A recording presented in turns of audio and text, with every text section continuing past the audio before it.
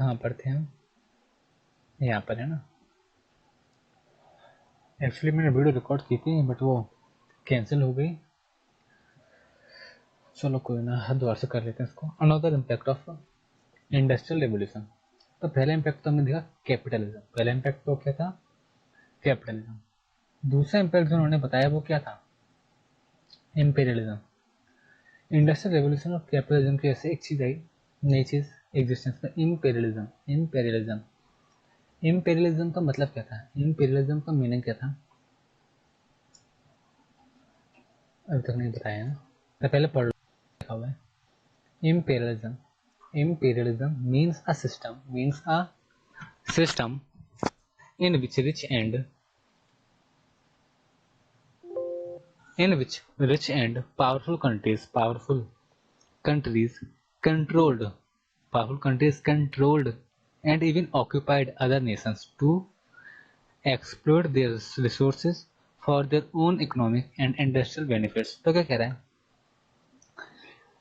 Imperialism का मतलब क्या है? एक ऐसा सिस्टम जहाँ पे रिच और पावरफुल कंट्रीज होती हैं, जहाँ पर रिच और पावरफुल कंट्रीज होती हैं वो छोटी छोटी वीक और पुअर नेशंस को, नेशंस मतलब कंट्रीज, वो छोटी छोटी पुअर और वीक नेशंस को क्या कर देते हैं? कंट्रोल करना स्टार्ट कर देते हैं, यानी दूसरों पर अभी कंट्रोल कर लेते थे, अपने अपने कंट्रोल में कर लेते थे। दूसरा, कंट्रोल तो करते ही करते थे, दूसरा वहाँ पे ऑक्यूपाई भी कर लेते हैं। ऑक्यूपाई करने का मतलब क्या? वहाँ पे वो खुद रहने लगते थे, वहाँ पे वो खुद रहने लगते थे। ऐसा वो क्यों करते थे? एक्सपर्ट मतलब जरूरत से ज्यादा यूज करना। एक्सपर्ट का मीनिंग क्या होता है? जरूरत से ज्यादा यूज करना। To expert their resources. किसके रिसोर्सेस? इन नेशंस के जो दूसरी कंट्रीज होती थी, जो दूसरी कंट्रीज होती थी, उनके रिसोर्सेज को एक्सप्लॉइट करने के लिए, उनके रिसोर्सेज को यूज करने के लिए। और वो यूज क्यों करते थे? For their own economic and industrial benefits, अपने बेनिफिट्स के लिए। तो किसी पावरफुल या रिच कंट्री का दूसरे कंट्री को कंट्रोल करना, उसके रिसोर्सेज को यूज करना अपने बेनिफिट के लिए, इस चीज को हम क्या बोलते हैं? इम्पीरियलिज्म। इस सिस्टम को हम क्या बोलते हैं? इम्पीरियलिज्म, है ना। तो यही एक दूसरा इम्पैक्ट है इंडस्ट्रियल रेवोल्यूशन का, इम्पीरियलिज्म, ठीक है। As the demand for raw material increased to enable the factories to run, the search for new colonies resulted in the growth of competitive imperialism। क्या कह रहा है? As the demand for raw material मतलब कोई भी कच्चा सामान जो फिनिश्ड फॉर्म में नहीं है, इसको आप डायरेक्ट कंज्यूम नहीं कर सकते, उसको बोलते हैं रॉ मटेरियल। तो as the demand for raw material increased, जैसे ही कच्चे सामानों की डिमांड बढ़ी,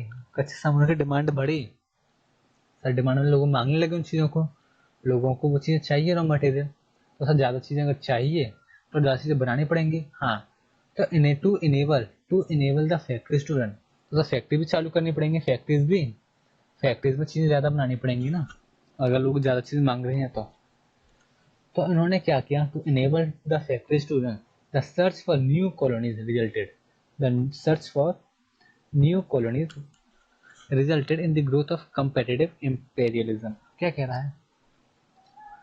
क्योंकि लोगों ने रॉ मटेरियल की डिमांड करना स्टार्ट कर दिया था, और ये डिमांड बहुत बढ़ गई थी, डिमांड बहुत बढ़ती जा रही थी।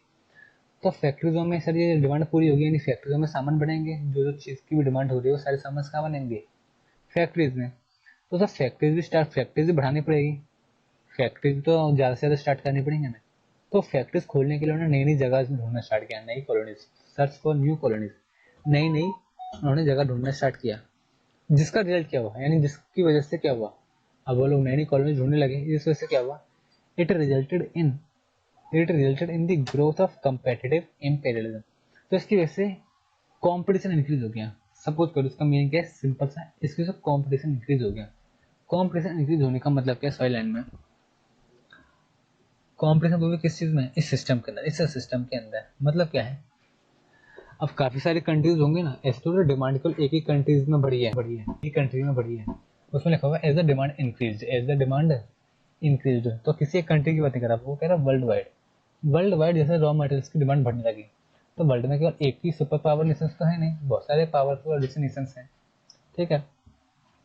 तो उन्होंने देखा कि हमें तो दूसरी दूसरी जगह पे जाना पड़ेगा, हमारे पास इतनी जगह नहीं है कि हम अपना प्रोडक्शन बढ़ा पाएं।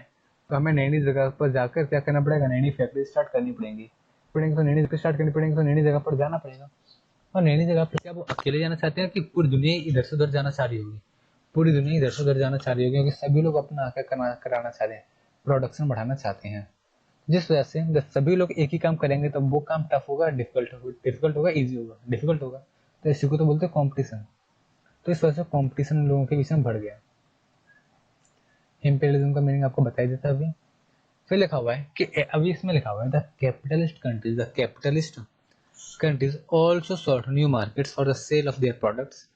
They not only capture the markets in a country but the country itself। बहुत अच्छा लिखा हुआ है, क्या लिखा हुआ है?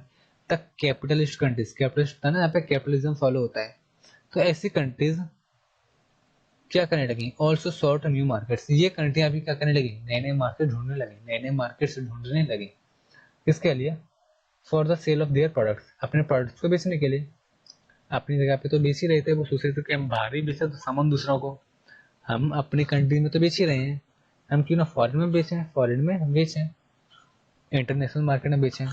तो उन्होंने देखा कि इंटरनेशनल मार्केट में बेचना पड़ेगा, तो इंटरनेशनल मार्केट को डिस्कवरी तो करना पड़ेगा। तो उन्होंने नए नए मार्केट ढूंढना स्टार्ट किया, नई नई कंट्री में उन्होंने जाना स्टार्ट किया। और उन्होंने क्या किया, they not only capture the market in the country, वो दूसरी कंट्रीज में जाकर उन्होंने मार्केट कैप्चर नहीं किया, बल्कि बट द कंट्री से पूरी कंट्री को ही अपने कंट्रोल में कर लिया। फॉर एग्जाम्पल ब्रिटेन, ब्रिटेन में इंडिया में क्यों आया था? बिजनेस करने के लिए, अपनी ईस्ट इंडिया कंपनी स्टैब्लिश करके। लेकिन बाद में उसने बिजनेस तो किया ही क्या, साथ में पूरी कंट्री को ही अपने कंट्रोल में कर लिया था, ठीक है। फॉर न्यूअर कॉलोनीज अरोज, तो एक नीड वहां पे अराइज हुई, किसकी, कॉलोनीज की। प्रोड्यूसिंग अ मेड कॉम्पिटिशन, अब वहां पे मतलब ह्यूज कंपटीशन होने लगा, यानी हर कोई नई नई जगह पर जा रहा था, हर कोई इधर से उधर जा रहा था, अलग अलग कंट्रीज में जा रहा था, मतलब जितने भी रिच कंट्रीज थी वो ऐसा। पुअर कंट्रीज तो अपनी जगह पर ही थी, जो रिच कंट्रीज थी वो इधर से उधर जा रही थी और अपने कंपटीशन को बढ़ा रही थी।